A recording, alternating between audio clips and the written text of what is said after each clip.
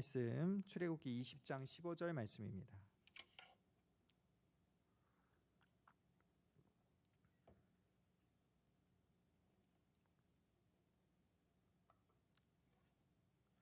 출애굽기 20장 15절 우리 한 목소리로 읽을까요? 시작. 도둑질 하지 말라. 아멘. 자, 여러분 본문 들어가기 전에 우리 잠깐 우리 광고 아닌 광고를 하면 우리 이제 새벽 예배 지금 특세가 진행 중인 거 알고 있죠? 어른 예배 특세가 진행 중이에요. 우리 청년들 뭐 가끔 얼굴 보이는 청년들 한두 명 있었는데 우리 다음 주에는 우리 모두가 시간 되는 대로 시간을 내어서 우리가 좀 특별 새벽 기도에 참석했으면 좋겠어요. 철야도 뭐 우리가 뭐 특성 지난주에 특성도 했지만 앞으로 계속 우리가 좀 기도할 수 있는 우리 청년들이 되기를 바랍니다. 우리가 금방 찬양했듯이 우리의 마음이 새롭게 되기를 원합니다. 이렇게 고백했으면 그 다음 액션은 뭐가 되어야 할까요? 그 다음 액션은 당연히 기도의 자리로 나오고 당연히 예배의 자리로 나오기를 사모하는 것이 다음 액션이에요. 하나님 마음 새롭게 되기를 원합니다 하면서 아무것도 안 하고 있으면 그 고백은 진짜일까요? 가짜일까요? 그렇죠. 우리가 진실로 우리의 마음이 새롭게 되기를 사모하고 그러한 마음으로 우리가 철야도 나오고 새벽의 자리도 나오고 예배의 자리를 사모하고 기도의 자리를 사모할 수 있는 우리 그런 청년들이 되기를 우리 주의 이름으로 부탁을 드립니다. 자, 여러분 오늘은 십계명 8번째 계명이에요. 도둑질 하지 말라. 우리는 도둑질을 하지 않죠. 어렸을 때 호기심으로 한두 번 해본 친구도 있었을 거예요.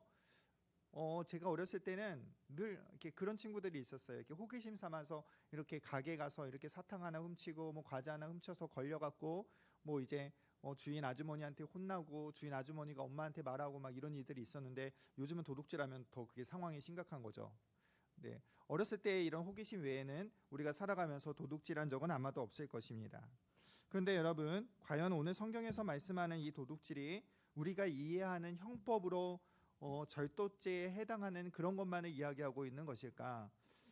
아니면 다른 의미가 있고 또 궁극적으로 이 명령은 어떠한 방향으로 흘러가고 있는가? 성경 전체에서 우리가 좀 그것을 오늘 좀 살펴보도록 하겠습니다. 마이크 조금만 올려줘요.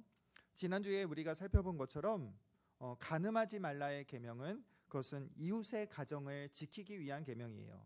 내 결혼을 보호할 뿐만 아니라 이웃의 결혼도 보호하기 위한 말씀이 바로 간음하지 말라. 그러니까 이웃 사랑의 계명인 거죠. 오늘 도둑질 말라의 계명도 똑같이 이웃 사랑의 계명입니다. 이웃의 재산을 보호해 주는 계명이에요. 고대의 재산이나 뭐 고대의 소나 양이나 이런 것들은 생계에 직접적인 영향을 미쳤습니다. 그래서 결국 도둑질하지 말라라는 계명도 무슨 말이냐? 이웃의 가정, 이웃의 생명 유지를 지켜주는 계명인 것이에요. 그러니까 이것도 이제 이웃 사랑의 계명이라고 우리가 할 수 있는 것이죠. 먼저 여기서 여러분 우리가 이 도둑질하지 말라라는 말에서 우리가 알 수 있는 것은 이 계명 자체는 이 계명은 전제를 무엇으로 하고 있느냐? 사유재산을 인정해주고 있다라는 것이에요. 사유재산을 지금 내 것이라는 것을 인정해주고 있어요. 성경은 공산주의에서는 이렇게 말합니다. 사도행전 교회를 봐라. 사도행전 교회에서는 모든 재산을 다 공유했지 않냐. 그래서 사유재산을 부정한다. 성경도 사유재산을 부정한다. 그래서 우리 공산주의도 성경적이다. 뭐 이렇게 말하는 사람들이 있는데, 그러나 똑같은 사도행전에 한두 장만 넘기면 나오는 사건은 있죠. 그 사건이 뭐예요? 아나니아와 삽비라 사건이에요. 그 사건, 아나니아와 삽비라가 이제 자신이 판 돈을 가지고 이제 하나님 앞에 속여서 이제 나머지를 바쳤는데, 그때에 사도 베드로가 뭐라고 말했어요? 사도 베드로는 이렇게 말하죠. 땅이 그대로 있을 땐 내 땅이 아니며 이것을 판 후에도 네 마음대로 할 수 없었더냐. 사도 바울도 지금 무엇을 이야기하고 있는 거예요? 사유재산을 지금 인정하고 있는, 언급을 하고 있는 것이에요. 물론 여러분, 사도 바울이 사유재산을 인정하고 성경이 사유재산을 인정하는 것은요, 다시 말해서 이웃의 생계와 연결되었기 때문에 그런 것입니다. 이 사유재산에 손해를 입히는 것이 바로 뭐다? 도둑질이라는 것이에요. 그런데 오늘 본문에서 도둑질하지 말라는요, 목적어를 명시하지 않았습니다. 다시 말해서 돈을 도둑질하지 말라, 뭐 가축을 도둑질하지 말라 이렇게 말하지 않고 그냥 도둑질하지 말라라고만 말하고 있다는 거예요.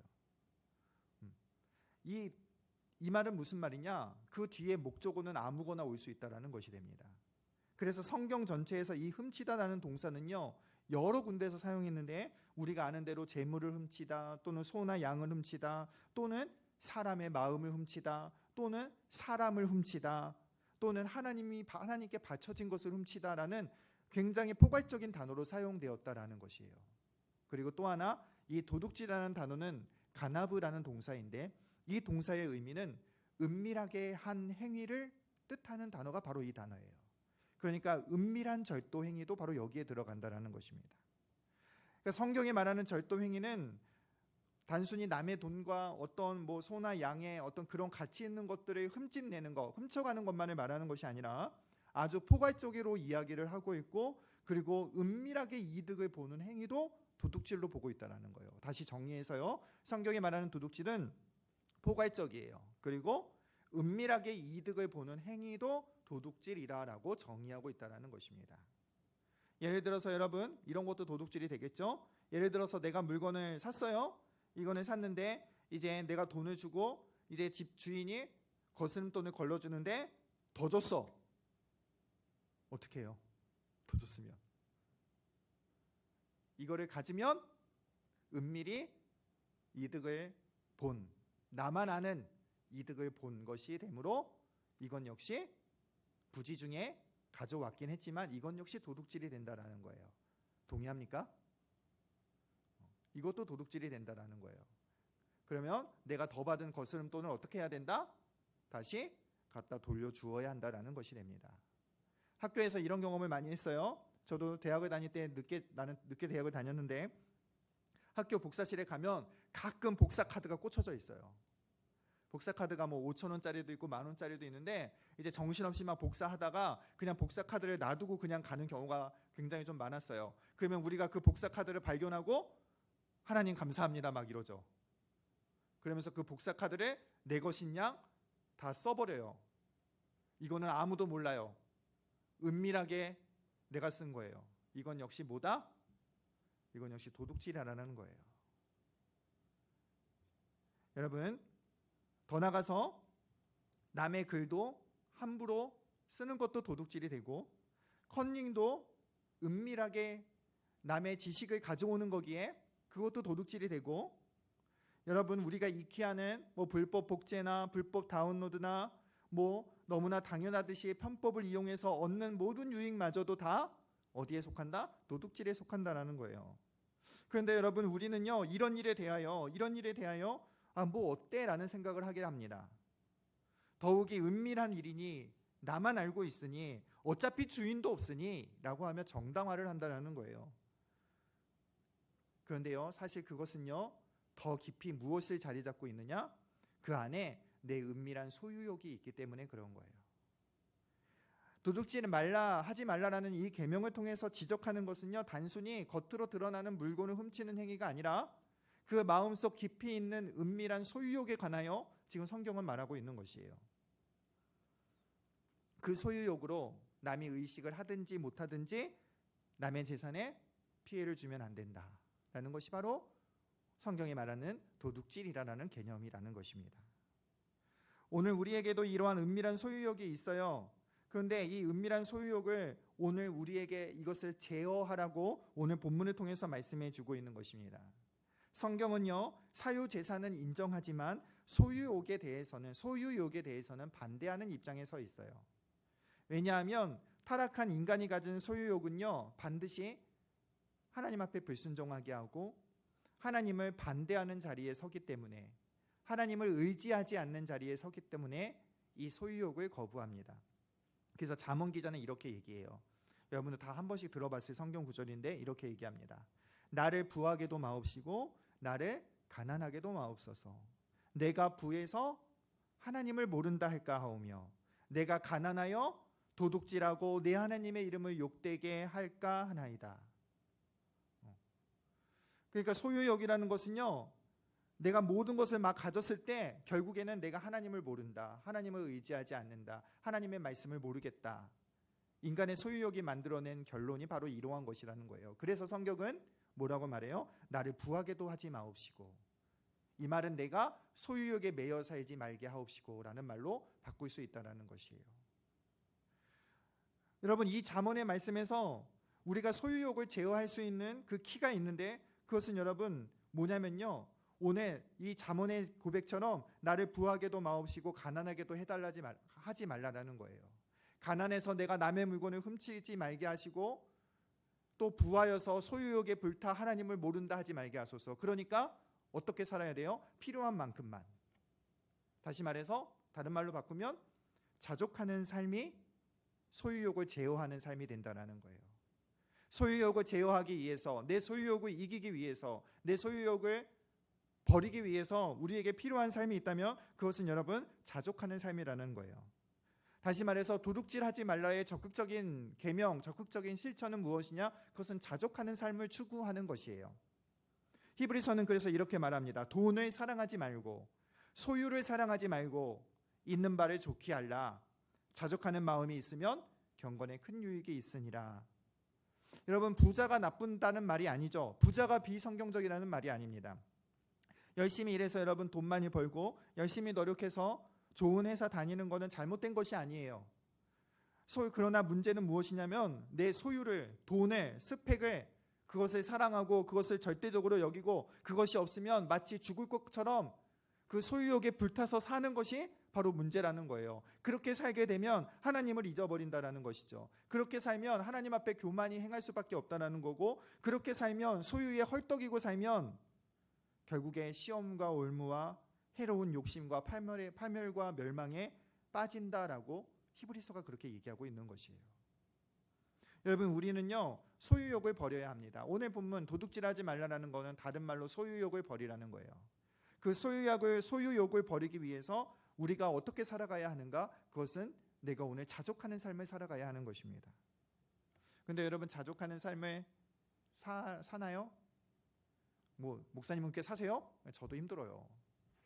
저도요 얼마 전에 또 차가 또 망가졌는데 이제는 속도계가 안 올라가.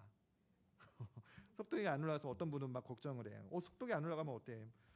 나 어차피 속도 안 보고 다니니까 내비만 키면 돼. 내비만 키면 돼요.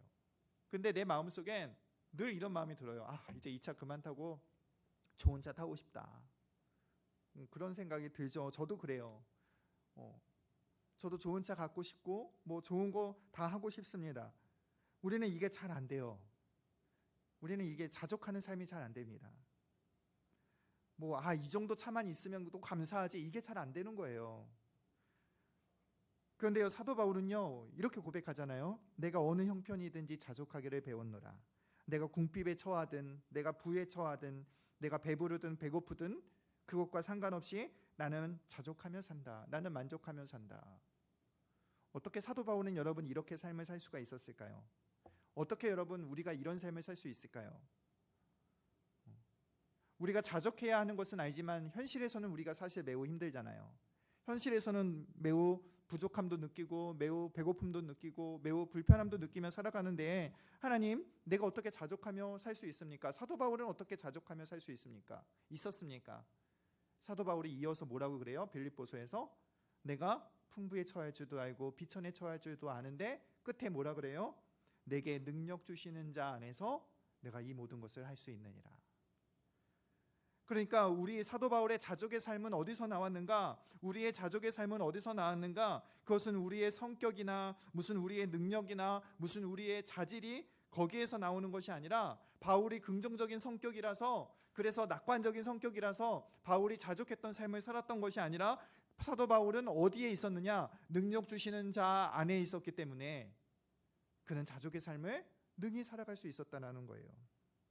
다시 말해, 주님께서 우리의 삶의 능력이 되신다. 하나님의 주권에 우리의 삶이 있고 하나님이 나를 보살피시고 다스리신다라는 그 믿음 때문에 바울은 자족하며 살 수 있었다라는 것입니다. 그래서 바울은 내게 능력 주시는 자 안에서 주의 능력이 내게 있으니 그 능력을 신뢰하니 나는 배고파도 아멘이고 배불러도 아멘이고 가난해도 아멘이고 부해도 아멘이다라는 삶을 살아갈 수 있었다는 것이에요. 우리가 자족하지 못하는 이유는 바로 여기에 있는 겁니다. 우리가 내가 자족하지 못하는 이유는 바로 여기에 있는 거예요. 그래서 날마다 하나님 앞에 무릎 꿇고 내게 능력 주시는 자 안에서 내 모든 것을 할 수 있느니라. 날마다 주가 나의 하나님 되심과 주가 나의 능력이 되심과 주가 나의 주권자 되심을 날마다 고백하고 무릎 꿇고 살아가야 하는 것이에요. 그래야 우리도 능력 주시는 자 안에서 능히 모든 것을 할 수 있다 고백하며 우리도 자족하며 살아갈 수 있는 것입니다. 바울이 또 이렇게 고백하죠. 바울이 감옥에 있을 때 항상 기뻐하라, 쉬지 말고 기도하라, 범사에 감사하라. 어떻게 그래요? 내가 제일 싫어하는 게 이런 말이에요. 하나님 앞에 감사해야지. 감사할 상황이 없는데 아닌데 어떻게 감사해? 그렇죠? 하나님이 억지로 감사하면 좋아하시나요? 엎드려 절박이잖아요. 여러분, 사도 바울의 말이요, 잘 봐야 돼요. 항상 기뻐하라, 쉬지 말고 기도하라, 범사에 감사하라. 이 말 중간에 있는 말이 뭐예요? 기도하라라는 거예요. 사도 바울이 고난 중에 기도했으니 감사와 기쁨의 삶이 되었던 것이에요. 사도 바울이 기도한 사람이기에 다시 기도했기 때문에 그가 빌립보 감옥에 있어도 그는 감사할 수 있었던 거고 그는 기뻐할 수 있었던 것이에요. 다시 말해서 기도하는 것이 곧 내게 능력 주시는 자 안에 있었던 비결이라는 사실이에요. 여러분, 기도는요, 우리 삶을 하나님 앞에 맡기는 것이에요. 기도는 여러분 하나님을 의지하는 것입니다. 기도는 하나님이 나의 아버지 되심을 아는 것이고 그것을 의지하는 것이에요. 기도는 하나님의 주권을 바라보는 것입니다. 기도는 우리로 하여금 능력 주시는 자 안에 거하게 하는 것이에요. 기도할 때 여러분 우리는 자족하는 삶을 살아갈 수 있습니다. 기도할 때 여러분 우리는 감사의 삶을 살아갈 수 있고, 기도할 때에 내가 아무것도 없어도 기뻐하는 삶을 살아갈 수 없고, 내가 아무것도 가진 게 없어도 소망을 가지며 살아갈 수 있는 능력은 바로 기도에서 나오는 거예요. 기도 그 자체가 아니라 기도한다는 것, 하나님을 의지함으로, 하나님을 붙들므로, 내게 능력 주시는 자 안에 거함으로 우리에게 자족의 삶이 살아갈 수 있다는 것입니다. 그러면 소유욕에 붙들려 살지 않겠죠. 그러면 도둑질하지 않겠죠. 그러면 편법으로 해서까지 이걸 이렇게 갖고 싶은 마음이 들지 않겠죠. 남을 속이면서까지 굳이 이거를 내가 가져야 돼? 이런 생각이 들지 않겠죠. 도둑질하지 말라를 여러분 적극적으로 바꾸면 그것은 기도 가운데 하나님 아버지를 의지하는 가운데 자족의 삶을 살라라는 것이에요. 바라기는 여러분, 우리가 그거 잘 안 됩니다. 잘 안 돼요. 그렇죠? 나이 40 먹어도 잘 안 돼요. 더 갖고 싶어요. 그게 우리의 본성이에요. 그러나 그때마다 하나님 앞에 무릎 꿇고 내게 능력 주시는 자 안에서 내가 모든 것을 할 수 있느니라, 이 말씀 기억하고 그 예수 그리스도 안에 거하기에 힘쓰므로 말미암아 여러분 우리 안에 자족의 삶, 풍성의 삶, 기쁨의 삶, 감사의 삶을 살아갈 수 있는, 그것을 청년의 때부터 연습하는 우리 귀한 길동교회 청년부 되기를 우리 주의 이름으로 축복합니다. 여러분, 성경은요 사유재산을 인정합니다. 그러나 오늘날 자본주의를 정답으로 얘기하지는 않아요. 어떤 분들이 이렇게 얘기해요. 공산주의 회개하라. 공산주의 회개하라. 자본주의는 회개할 거 없어요? 그렇죠? 저는 좌파도 아니고 우파도 아니에요. 공산주의 회개하라 그래요. 물론 공산주의가 나쁜 게 더 많죠. 자본주의는 그러면 진리예요? 자본주의도 결국엔 사람이 만들어낸 결과예요. 자본주의도 문제가 많아요. 여러분, 성경은요 자본주의를 정답으로 보지 않고 있습니다. 자본주의, 자유시장 경제에서 비롯된 물질주의에 성경은 동의하지 않아요. 물질 만능주의에, 물량주의에 성경은 동의하지 않습니다. 우리가 주장하는 내 고유의 소유권이라는 것은 자본주의에서는 인정을 하는데 성경에서는 그것을 여러분 인정하지 않아요. 성경에서 말하는 사유재산이라는 것은 절대적인 것이 아니라 상대적인 것이에요. 잘 기억하세요. 성경에서 말하는 사유재산은 절대가 아니라 상대예요. 왜 상대냐면 성경은 이렇게 말하기 때문에 그렇습니다. 성경은요 온 땅의 모든 것이 하나님의 것이라 라고 말씀하기 때문에 그래요. 땅과 거기에 충만한 것과 그 세계 가운데 있는 자들은 다 여호와의 것이다. 시편이 이렇게 말씀하고 역대상 29장에서는 뭐라고 말하냐면 우리가 주의 손에서 받은 것을 다 주께 드렸은즉, 그러니까 우리가 드리는 거 그거는 다 원래 누구 거였느냐? 원래 다 하나님 거였다라는 거예요. 원래 다 주의 손으로부터 왔다라는 거예요. 신명기 8장 3절에서도 내 힘으로 재물을 얻었다 함이 아니라 여호와를 기억하라. 그가 너에게 재물 줄 능력을 주셨습니다. 모든 것이 다 하나님 거라는 거예요. 하나님께서 내게 주신 거라는 거예요. 선물이라는 거예요. 원래 주인은 하나님이시다라는 것입니다.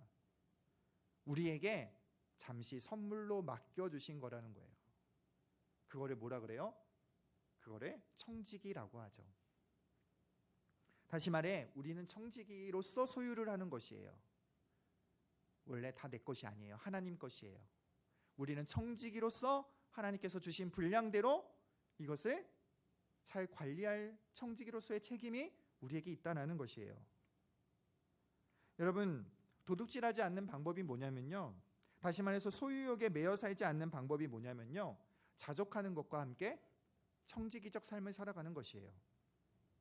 바울은요 에베소서에서 이렇게 권면합니다. 도둑질하는 자는 다시 도둑질하지 말고, 뒤에가 중요해요, 돌이켜 가난한 자에게 구제할 수 있도록 자기 손으로 선한 일을 하라. 수고하여 선한 일을 하라. 두 가지 바울이 지금 얘기하고 있는 거예요. 도둑질 안 하는 대신에 뭘 해야 되냐? 너희들 일해라는 거예요. 너희들이 직접 니네 손으로 일해라. 그런데 그 일에서만 그치는 것이 아니라 그 일함의 목적이 무엇이냐? 그것은 가난한 자들을 도와주기 위해서 되는 거예요. 그러니까 우리가 청지기로서 열심히 일해서 남을 베푸는 삶을 살아야 한다라고 바울이 얘기하는 거예요. 그것이 청지기의 삶이고 그것이 하나님이 원하시는 삶이라는 것입니다. 다시 말해서 여러분, 도둑질하지 말라 바울이 이렇게 말한 뒤에 긍정 명령을 하잖아요. 그러니까 도둑질하지 말라의 긍정 명령은 무엇이냐? 그것은 너희가 소유욕에 매여서 탈취하고 남의 거 가져오고 뭐 이렇게 속여 빼앗는 것이 아니라 너희가 이제는 어떻게 해야 된다? 너희 손으로 돈을 벌고 오히려 그 돈으로 너희의 소유를 채우는 것이 아니라 가난한 자들을 돌봐야 된다. 청지기적 삶을 살아야 한다. 이것이 도둑질하지 말라라는 긍정적 해석이라는 것이에요. 그러니까 우리가 일하는 것은요, 내 욕심을 채우고 내 소유를 늘리기 위해서 일하는 것이 아니라는 것입니다. 내가 자자손손 잘 먹고 잘 살려고 오늘 내가 돈을 벌고 있는 것이 아니라는 거예요. 내가 배부르기 위해서 내가 돈을 버는 것이 아니라 가난한 자에게 베풀기 위해서, 가난한 자와 연약한 자를 돕기 위해서 내가 오늘 돈을 벌어야 한다는 것이에요. 이것이 성경이 말하는 청지기, 이것이 성경이 말하는 직업관이라는 것이에요. 여러분, 우리는요 가치가 변해야 됩니다. 오늘 담임 목사님께서 주일 예배 때 충돌, 성령이 있는 사람은 충돌한다라고 얘기했는데 그 얘기가 맞아요. 여러분, 우리가 세상의 가치와 지금 충돌하지 않고 있다는 것은 무엇이냐면요, 내가 세상에 대하여 죽어 있다는 얘기와 똑같은 거예요. 내가 하나님께 대하여 죽어 있다는 것과 똑같은 거예요. 왜? 세상과 이미 동화될 대로 동화되었기에 충돌이라는 것을 찾을 수가 없는 거죠. 그런데 예수 믿는 사람, 성령이 우리 안에 계신 사람, 그래서 새 마음이 창조된 사람은요 세상의 마음과 다르기 때문에 맨날 충돌할 수밖에 없는 거예요. 여러분, 우리는요 맨날 가치관이 다르기 때문에 세상과 충돌할 수밖에 없어요. 예수 믿는 사람은요, 왜냐? 예수 믿는 사람은 세상의 가치가 아니라 성경의 가치로 바뀌었고 날마다 바뀌어 가는 사람들이기 때문에 세상에 대하여 충돌할 수밖에 없는 거예요.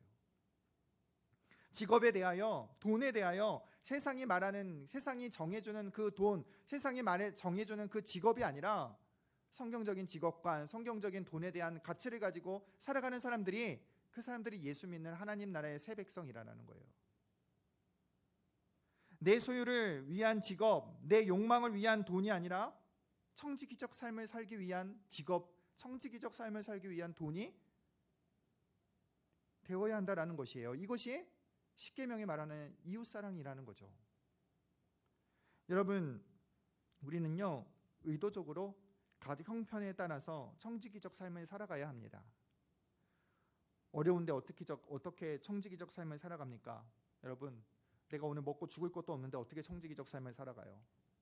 그런데요, 누가 청지기적 삶을 살아갈 수 있는가? 그것은요, 아까 언급한 대로 하나님이 나의 모든 것 되심을 아는 사람이, 그가 우리의 필요를 채우시는 분임을 아는 사람이, 하나님께로부터 모든 것이 왔음을 아는 사람이, 능력 주시는 자 안에 있는 사람이 청지기적 삶이 가능한 것이에요. 여러분, 우리는요 지금부터 훈련해야 되는 거예요. 이 청지기적 삶의 훈련은 무슨 훈련이냐? 뒤집어 말하면 하나님께로부터 모든 것이 왔고, 하나님은 내 아버지가 되시고, 내 인생은 하나님 안에 있고, 나는 능력 주시는 자 안에 있다라는 그 믿음의 훈련이에요. 청지기적 삶은 바로 이것이에요. 단순히 기부의 삶을 살아가는 이것이 아니라, 그 청지기적 삶을 살아가게 하는 내 밑에 있는 그 원동력은 바로 하나님이 일하라는 거예요. 하나님이 내 모든 것이 되시고, 하나님이 내 인생의 주인이 되시고, 하나님이 내 필요를 채우시고, 공중의 새가 자기 마음대로 땅에 떨어지지 않듯이 하나님께서 그 공중의 새도 돌보듯이 자녀인 나를 돌보시리라 라고 하는 확실한 믿음을 가진 사람이 청지기적 삶을 살아갈 수 있는 거예요. 여러분, 우리는 그것을 훈련해야 되는 것입니다. 여러분, 저는요 저의 아내랑 저랑 맨날 하는 게 있어요. 맨날 하는 게 아니라 바꾸지 않는 게 있어요. 그게 뭐냐면 이제 지금 모 기간에 우리가 계속 기부를 하고 있는데 그 돈을 줄이지 않아요. 왜 줄이지 않냐면, 내가 여기서 이렇게 왔을 때 사례가 사실대로 말하면 엄청 많이 줄었어요. 근데 N을 하나 더 나왔어요.